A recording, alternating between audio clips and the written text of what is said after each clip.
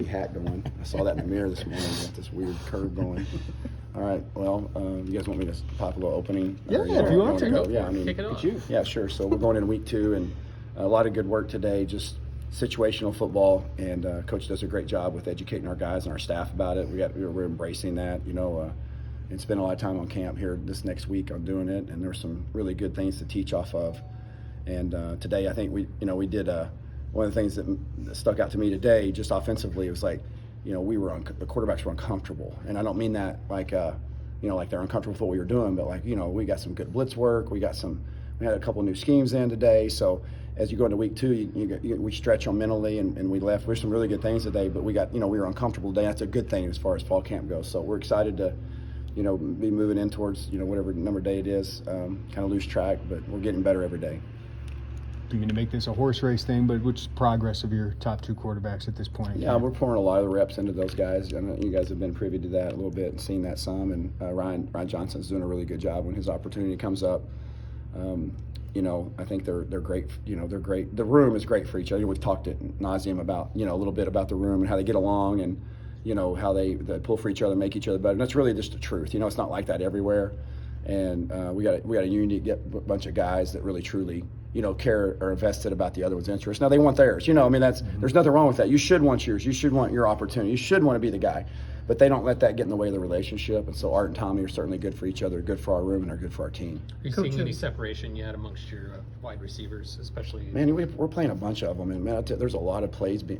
They've all made plays. They've all had their ups and downs, just like everybody in camp. But I think obviously Isaiah's been really steady, and I don't want to get into the names, because each day has kind of been a different guy, and I think we got a group there that's got some, we got some depth at the position, and and so I think we're certainly further along and continue to be further along than we were day 1 of spring and day 2 of spring, and there's been a lot of positive signs from that group.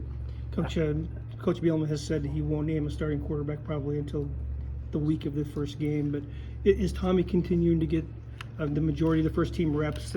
From our limited viewing, he's gotten most of them so far. Yeah, we're splitting them up. Probably depends on when you're viewing it and what segments you're viewing it in, and but there's certainly both being in there with the ones a fair share amount. So we're still trying to figure that out and still kind of going through the competition phase there to a large degree, and we feel like we've got, we need to be able to have three guys game ready for us to go play. From a skill standpoint, how are those two different than each other? Yeah, they are different. Art's kind of a big, powerful guy, and Tommy, he's not as, obviously as big, but maybe a little quicker or twitchier, but Art's powerful, and man, he's like a prototypical quarterback, and Tommy is, a little bit, shiftier maybe, to some degree, and so, they're very different, but the thing about our system and anybody's system, really, those guys both fit very well with what we're doing, and we can play around them. Coach, a receiver, is the talent there? I know guys all have to get better in progress. Yeah. But is the overall talent is enough there for you to have a kind of season you want? Yeah, I believe that. I believe that across all positions that we've got enough talent that if we'll play within the system and play with discipline and togetherness and chemistry and detail, that we're going to be fight, scratching, and clawing in a lot of games. And the wide receiver group, as like I said a minute ago, the encouraging thing is it's like there's been a couple. It's been guys have had their days. And it's not a reflection of inconsistency. It's just been, we play a bunch of different guys in a bunch of different positions, and the ball gets spread out over the field, and so that I've been really pleased with the group overall. Brian Hightower, one of those wideouts, he had some ups and downs before you got here, but I'm wondering just your fresh impressions of what you've seen from him. Yeah, just a steady young man that cares, that's got integrity and character, catches the football really well, big body, has given us his all, and that's what we want from everybody, and he certainly epitomizes that. What stands out about what Julian's given you at left tackle? What's his growth been since? I know he's been limited in the spring. Yeah, he was. I didn't get to see him as much in the spring, but he's really gifted. He can really bend and long. You stand next to him, and you're like, my good, y'all see him on the interview. He's big. He's a big human, and we got a big line. Overall, we got some length there, and I think he really likes football and he likes competing, and so I think he's been a really good complement to the other side of Paucho, and with his length and athleticism, they have a similar type game. You mentioned when camp started that it was kind of a reset in terms of install and learning the offense. Are there specific landmarks of progress you're looking for in the weeks leading up to the opener, and how is that different maybe than spring? Yeah, Or if it is? yeah, that's a fair question. There were some things we left on the table in the spring that were situational based that we didn't get to. But for now, probably the primary amount of install to this degree, besides a wrinkle here, maybe a route combination here, or our base core is pretty much in. But now it turns into situational football, so that always requires you to install some special components, whether it's the last play of the game or taking a knee or those types of things. So we're chipping away at that at a daily basis, so we get game ready for every situation that might come about. What were some of your biggest takeaways, execution-wise, from the first scrimmage?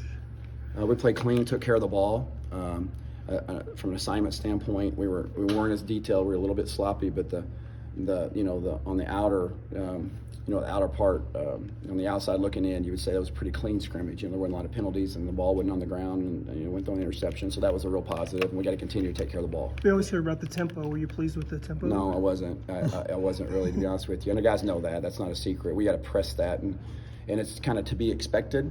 In your first scrimmage, and we're not like, that's the tempo, whether we're huddling or not huddling or whatever that is. The tempo just of the communication in between plays, it was a little slower than I would like. It wasn't terrible, but it's been a point of emphasis for us this week. What have you seen from Pat Bryant? Well, Pat Bryant is one tough dude now. Oh, Yeah, Pat Bryant, that you asked Yeah, about, yeah. he's a tough dude now. I mean, he's a competitor. He loves football. That's one thing that sticks out to me. He reminds me a lot of, we had a receiver at Arkansas named Keon Hatcher that was just, he was that. Like whatever you ask him to do, he did it. He embraced it. And Pat will block on the perimeter. He'll run routes. He'll try to make a contested catch. I mean, like he epitomizes what we're wanting offensively just from us overall. I mean, he's got things to work on. He knows that, and he's back here listening right now. I mean, he knows we all got things to get better at, but like, I don't know a whole lot else to say about him, but he gives it now. He's special. Hey, real quick, guys, I'm getting started with Pat over here just so we can get a couple stations going. We probably have time for 2 or 3 questions. I know tight ends are really important to your offense. Have been for Brett for a long time. You guys seem really high on Tip Ryman. Yeah, Tip's had a heck of a camp. What's he showing you, and what's he bring to your offense? He's a good player. He's a good player. He's smart. He's versatile. He can block. He can run. He can catch. Usually, was a pretty good formula. So excited about the year that that we think he can have, and he's brought a lot to us as far as our tight end room. Can you just talk to quarterback recruiting real quick? How much has that changed because of the portal, and is that a big emphasis for you, looking for guys in the portal? Not right now. Our emphasis is what's going on out here. We're always recruiting, but for that position in particular, I think we're in the mindset of like, here's our team, and these are the guys that we're going into the season with, and then after the season, who knows how that might play out, and I think that's when that stuff comes into play. Barry, on tempo, how do you approach that idea? I think everybody on layman's thinks go fast all the time. Yeah, really. What's your philosophy on tempo? How you want it to look? Well, I mean, we want to control the tempo. That's really what it boils down to. Whatever that might be, no huddle, speed break, 4 minute, 2 minute. We just want to dictate the pace. In order to do that, you got to execute, right? Because you got to stay on the field. No matter what tempo you're on and want to do, if you go 3 and out, you're not controlling the tempo. So it's about execution, and then me having the ability to change the tempos of the game. To me, that would be ideal for us, to be able to control the pace and just mix that up. I just wanted to address that just on changing the tempo. Is that just as important as always just go? Oh, for sure. Yeah, for sure. For me, it is. I mean, some people are like go all the time. For me, it's, I think there's a time and moment where maybe, if you have somebody, on their heels a little bit, maybe it's time to pour on more steam. And if they got you on your heels, maybe it's time to pour on more steam, or it's really just kind of a feel thing. And I don't know if there's a perfect answer or formula for that as much as it is a feel during the game. Thanks, Bob. It seemed like on Saturday, maybe you were huddling. I don't know if that was just how you're relaying plays for a practice. But is huddling or going under center or shotgun, does that contribute to how you're setting tempo? Yeah. Those used strategically now. Yeah, sure. Yeah, we're going to do all that. That's the thing is, Is that more style, or is that more strategic choice for tempo?